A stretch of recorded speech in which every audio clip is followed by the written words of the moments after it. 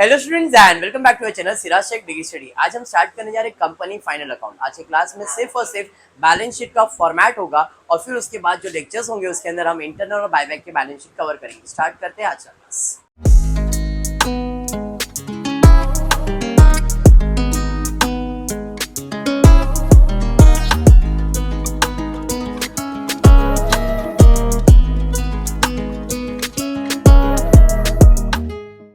Start किया जाए। देखो, आज हम सिर्फ और सिर्फ बैलेंस शीट बाय हार्ट करने का ट्रिक देखने वाले। Easy trick to memorise balance sheet. Same with profit and loss भी मैं देने वाला हूं। मतलब आपको दो लेक्चर्स ऐसे होंगे जिसमें सिर्फ स्टार्ट का लेक्चर स्किप नहीं करना है। जैसे बैलेंस शीट का आज का क्लास है जिसमें हम बैलेंस शीट मेमोराइज करने वाले। बैलेंस शीट कैसे याद रखने का, एक बार बैलेंस शीट याद करने का ट्रिक समझ में आ गया है तो आप इंटरनल का भी बैलेंस शीट बना सकते हो, बायबैक का भी बैलेंस शीट बना सकते हो और कंपनी फाइनल अकाउंट तो कर ही सकते हो। ये जो टॉपिक है कंपनी फाइनल अकाउंट, मैं अभी क्लियर बोल देता हूँ, आएगा ही। बट स्मार्ट स्टूडेंट वही है जो इसके ऑप्शन में क्या है पहले वो देखेगा। और इसके ऑप्शन में फॉर एग्जाम्पल अमालगमेशन आ जाता है। अभी आप लोग को अमालगमेशन तो नहीं है, बीकॉम को नहीं है, बराबर है। बट आपको इसके ऑप्शन के अंदर कंपनी फाइनल अकाउंट की बात करता हूँ कि इसके ऑप्शन में इन्वेस्टमेंट आ गया बीकॉम को, या इसके ऑप्शन में इंटरनल रिकंस्ट्रक्शन आ गया, तो कॉमन सेंस है कि अपने को इंटरनल रिकंस्ट्रक्शन या फिर इन्वेस्टमेंट अकाउंट ही करने का। क्लियर है क्या बेटा? चलो अंदर चलो फटाफट। क्लियर है? यहां तक समझा मैंने क्या बोला? ये जो लेक्चर होगा इसमें सिर्फ मैं आपको ट्रिक दे रहा हूं हाइड करने का। ये ट्रिक हाइड कर लो, बैलेंस शीट लर्न हो जाएगा। ठीक है क्या? स्टार्ट करेंगे। इट इज कहानी SRK की। कहानी SRK मतलब ये SRK कौन है? शाहरुख खान, बराबर है। कहानी को हम लोग कहते हैं स्टोरी SRK की। स्टोरी SRK की, जिसमें S जो ब्लू में लिखा है, पहला S का मतलब है शेयर होल्डर फंड। S का मतलब है शेयर होल्डर फंड। वापस से S, स्टोरी SRK की है तो S से आता है शेयर कैपिटल, फिर R से आएगा रिजर्व्स एंड सरप्लस। तो तीन चीज अपने को मिल गया। स्टोरी SRK के अंदर तीन चीज आया। पहला S से आया शेयर होल्डर फंड, फिर आया share capital, reserves and surplus. Share holder fund, share capital, reserves and surplus. Share holder fund, share capital, reserves and surplus. Share holder fund, share capital, reserves and surplus. Total करोगे तो share holder fund मिल जाएगा। पहला चीज, balance sheet का format ऐसा होता है, particular schedule number rupees, vertical format में बैलेंस शीट बनाना है। क्लियर है? जिसमें सबसे पहला मैंने SSR, S share holder fund, S share capital, R reserves and surplus. तो बात है SRK की कि ये भाई साहब मुंबई आए ट्रेन से। SRK भाई साहब ट्रेन में आए और आए तो रुके कहाँ? CST, Churchgate, India Gate तो पता ही है।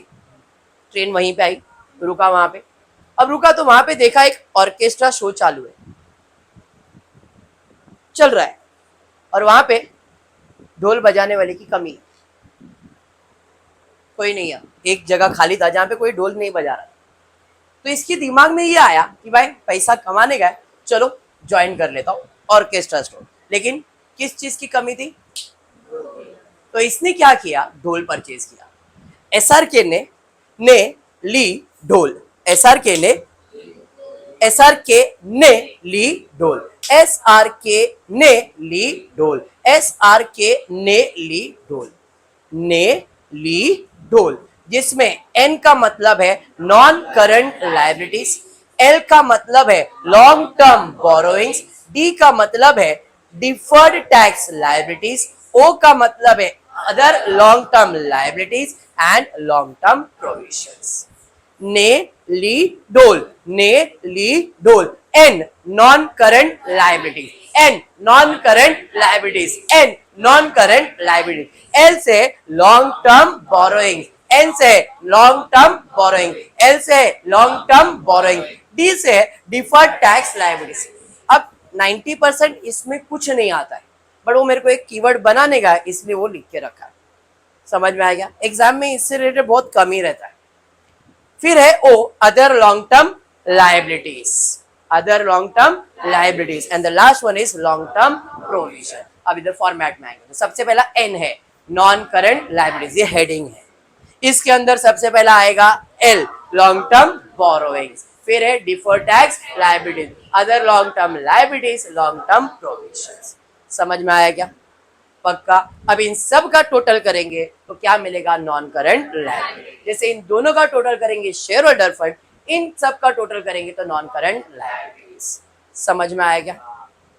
क्लियर है यहाँ तक? एसआर के भाई साहब मुंबई में आए, एसआर के स्टोरी, एसआर के की S share holder fund, share capital, reserve surplus, ने ली डोल, N non current liabilities, L long term borrowings, फिर D deferred tax liabilities, H नहीं है, ओ से अदर लॉन्ग टर्म लायबिलिटीज और एल से लॉन्ग टर्म प्रोविजंस। बराबर? इतना समझ में आ गया? अब ये भाई साहब डोल बजा रहे बट इसे मजा नहीं आ रहा है। डोल बजा रहा था बट मजा नहीं आ रहा था, बट फिर भी इसने बोला कुछ तो करना है। ये ढोल किधर बजा रहा था पता है? CST में ऑर्केस्ट्रा शो कर रहा था। CST में क्या कर रहा था? Orchestra show. CST orchestra show, CST orchestra show. समझ में आया क्या? उसने ढोल लिया, ढोल बजाने कहाँ चला गया वो? CST में, और कौन से? इधर ऑर्केस्ट्रा शो में। समझ में आया क्या? इसमें सी का मतलब है करंट लायबिलिटीज, एस का मतलब है शॉर्ट टर्म्स बोरोइंग, टी का मतलब है ट्रेड पेबल, ओ का मतलब है other non current liabilities, short term provisions. अब इन दोनों का कनेक्शन है long term borrowings, short term borrowings. समझ में आया क्या? उसके बाद long term provision, short term provision, other long term liabilities, other current liabilities. Same ही है वो, ये शॉर्ट टर्म है और ये लॉन्ग टर्म है, चीजें वही है। ये नॉन करंट लायबिलिटीज है, ये करंट लायबिलिटीज, दोनों एक ही चीज है। समझाइए? तो CST, C stands for current liabilities. Current liabilities में से यहाँ पे लॉन्ग टर्म है तो यहाँ पे क्या आने वाला है? Short term. डिफर्ड टैक्स मैंने पहले ही मना कर दिया था तो डिफर्ड नहीं आया, उसके जगह पे आया ट्रेड पेबल। फिर आया other long term liabilities, other current liabilities, short term sorry long term provision, short term provision. समझ में आया क्या? तो यहाँ पे इसका फॉर्मेट बनता है, पहला आता है CST का C करंट लायबिलिटीज, CS से आएगा शॉर्ट टर्म बोरोइंग, T से आएगा ट्रेड पेबल, CST ऑर्केस्ट्रा का O आ जाएगा अदर करंट लायबिलिटीज और S शॉर्ट टर्म प्रोविजंस। समझ में आया? टोटल करेंगे तो अपने को टोटल ऑफ करंट लायबिलिटीज। तो ये जो था ये लायबिलिटी साइड था बैलेंस शीट का, 3 पार्ट में डिवाइड किया। पहले स्टोरी SRK की, ने ली ढोल, CST में orchestra show, SSR, S share holder fund, share capital, reserves and surplus. समझ में आया? उसके बाद ने non current liabilities, L long term borrowing, D deferred tax liabilities, O other long term liabilities, L long term provision. समझाइए?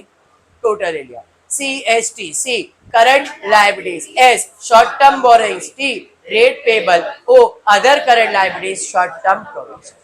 Total करेंगे। अब ये लायबिलिटी साइड को कहते क्या है? तो इस लायबिलिटी साइड को कहते हैं इक्विटीज एंड लायबिलिटी। इसमें इक्विटीज भी आता है और लायबिलिटीज, और लायबिलिटीज में 2 टाइप के लायबिलिटीज होते हैं, एक होता है नॉन करंट लायबिलिटीज और एक होता है करंट लायबिलिटी। ऐसा बाहर करवाने जाऊंगा तो नहीं होगा, इसलिए मैंने पार्ट्स कर दिया। स्टोरी SRK की, ने ली ढोल, CST orchestra show, non current liabilities, current liabilities, current liabilities CST orchestra show है, ने ली ढोल नॉन करंट लायबिलिटीज। डन है, याद रहेगा। अभी ढोल बजा रहा था, ऑर्केस्ट्रा शो कर रहा था, लेकिन इसके दिमाग में बहुत सारी चीजें थी कि मैं मुंबई आया क्यों? ढोल बजाने आया हो क्या? कुछ तो अच्छा करना था, बराबर है? सोचने बैठा है क्या करूं, उसे कुछ अच्छा ही नहीं लग रहा था कि जो मैं कर रहा हूं उसमें मजा नहीं है। फिर ठीक नहीं लगा ऑर्केस्ट्रा, फिर ठीक नहीं लगा ऑर्केस्ट्रा, मतलब जो ऑर्केस्ट्रा कर रहा था उसे वो ठीक नहीं लग रहा था। स्टार्ट करेंगे। F stands for fix asset, F stands for fix asset. Fix asset के अंदर टैंजिबल और इनटैंजिबल होता है, तो ये जो फिर ठीक नहीं है वो एक ही पार्ट है। फिर ठीक मतलब F for fix asset, T for tangible assets. अब टैंजिबल इंटैंजिबल दोनों डाल दिया मैंने, टैंजिबल असेट्स इनटैंजिबल असेट्स। समझ में आया क्या? तो फिर ठीक का मतलब क्या है? फिर का F है फिक्स असेट, T का मतलब है टैंजिबल एंड इनटैंजिबल असेट्स। समझा? नहीं लगा ऑर्केस्ट्रा का N stands for non current investment, L से long terms loans and advance, O से अदर नॉन करंट असेट्स। समझाइए। चलिए बात करते हैं असेट्स का। तो असेट्स में सबसे पहला आता है नॉन करंट असेट्स। असेट में सबसे पहला आता है नॉन करंट असेट्स, हेडिंग है वो उधर फॉर्मेट में नहीं है। नॉन करंट असेट्स में पहला आएगा फिर ठीक। फिर ठीक का क्या है? Fix asset, tangible, intangible total करोगे। समझ में आया क्या ये? समझा? अब नहीं लगा ऑर्केस्ट्रा का N है नॉन करंट इन्वेस्टमेंट, L से आएगा long terms loans and advances, O से आएगा अदर नॉन करंट असेट्स। तीनों हेडिंग है, इसके अंदर कुछ नहीं आता है। फिर ठीक नहीं लगा ऑर्केस्ट्रा। समझाइए, पक्का समझाए? वापस नॉन करंट असेट्स, असेट्स में दो ही होता है, एक नॉन करंट और एक करंट होता है। नॉन करंट असेट के अंदर फिक्स असेट, टैंजिबल, इनटैंजिबल, फिर है नॉन करंट इन्वेस्टमेंट, फिर उसका डिफर्ड टैक्स लिखा है, इधर कहीं में फॉर्मेट नहीं है। वो लिखने का रीजन ये कि मैंने डिफर्ड टैक्स लाइबिलिटीज लिखा है, इसलिए डिफर्ड टैक्स असेट लिखा है, फॉर्मेट में नहीं है वो, ये ऐसा ही सिर्फ लिख के रखा है। इसका यूज बहुत कम होता है आपके सिलेबस के पॉइंट ऑफ व्यू से, फॉर्मेट है इसलिए फॉर्मेट के हिसाब से लिख दिया। Long terms loan and advances, other non current assets. ठीक है, अब उसे ठीक नहीं लगा तो उसने कुछ तो डिसाइड किया रहेगा, बोले ये ऑर्केस्ट्रा विर्केस्ट्रा छोड़ देता हूँ और जिस चीज के लिए मुंबई में आता हूँ उसके पीछे भागता हूँ। वो किस चीज के लिए आया था? एक्टर बनने के लिए। आज बहुत बड़ा एक्टर है, अपने को सबको मालूम है। इसके लिए उसकी तलाश जो चली सिनेमा स्टार की ओर, चली इनकी तलाश सिनेमा स्टार की ओर। समझ में आया? फॉर्मेट क्या है? चली इनकी तलाश सिनेमा स्टार की ओर, and now he is a big cinema star. जिसमें सी का मतलब है करंट इन्वेस्टमेंट, सी का मतलब है करंट इन्वेस्टमेंट। आई से है इन्वेंटरीज, आई से है इन्वेंटरीज। टी से है ट्रेड रिसीवेबल, टी से है ट्रेड रिसीवेबल। सी से cash and cash equivalent, C से cash and cash equivalent. S से short terms loans and advances, ऊपर long term loan and advances, इधर शॉर्ट टर्म, वो नॉन करंट है, ये करंट है। And the last one is O से other current assets. समझा? हाँ। C stand for current investment, I inventory, T trade receivable, C S चली इनकी तलाश सिनेमा स्टार की ओर, चली इनकी तलाश सिनेमा स्टार की ओर। क्लियर है? तो हेडिंग में आ जाता, पहला है करंट असेट्स। पहला हेडिंग क्या आएगा? करंट। जैसे non current asset, current asset, current asset के अंदर ये फॉर्मेट आ जाएगा। पहला करंट इन्वेस्टमेंट, आई से इन्वेंटरीज, टी से ट्रेड रिसीवेबल, सी से cash and cash equivalent, S से short terms loans and advances, O से अदर करंट असेट। टोटल लोगे आपको इसका टोटल आ जाएगा। समझ में आया ये? पक्का 100%। तो बैलेंस शीट का फॉर्मेट है ये, आपको इसी फॉर्मेट में आपका बैलेंस शीट बनाने का है। पहला SSR, share holder fund, share capital, reserves and surplus. ने ली डोल, N non current liabilities, L long term borrowings, D से डिफर्ड टैक्स, ओ से other long term liabilities, L से लॉन्ग टर्म प्रोविजंस। समझ में आया? फिर CST orchestra show, C current liabilities, S short term borrowings, T trade payable, O other current liabilities and S short term provisions. Total equity and liabilities. Asset side पे आ जाएंगे तो non current investment, sorry assets, fix asset, tangible, intangible. फिर ठीक नहीं लगा उसे, नहीं का नॉन करंट इन्वेस्टमेंट। उसके बाद long terms loans and advances, नहीं लगा orchestra, other non current assets. खाली बीच में क्या ऐड किया मैंने? Deferred tax. समझ में आ गया?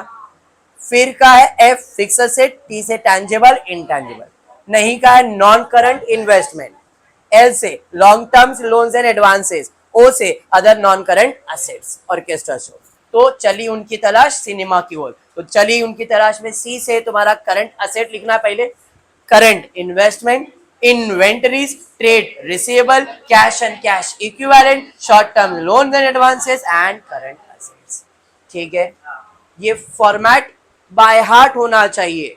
अगर फॉर्मेट बाय हार्ट है तो आपका फाइनल अकाउंट का टॉपिक और इंटरनल रिकंस्ट्रक्शन और बायबैक का बैलेंस शीट अच्छे से होगा। आज सिर्फ इतना ही करना है। नेक्स्ट लेक्चर में ये फॉर्मेट अगर दिमाग में है तो हम इंटरनल रिकंस्ट्रक्शन टॉपिक में मोस्टली ट्राई नहीं करूंगा सॉल्व करने के लिए, बैलेंस शीट पे पूरा फोकस करूंगा। अगर जमा तो एक सम सॉल्व करके बैलेंस शीट भी बना देंगे, नहीं तो पूरा सिर्फ बैलेंस शीट पे फोकस करूंगा। क्लियर है क्या? आज इतना ही करते हैं। होपफुली वीडियो पसंद आया तो प्लीज वीडियो को लाइक कर देना, फ्रेंड्स ग्रुप में शेयर करना और चैनल को सब्सक्राइब करना। Thank you for watching the video.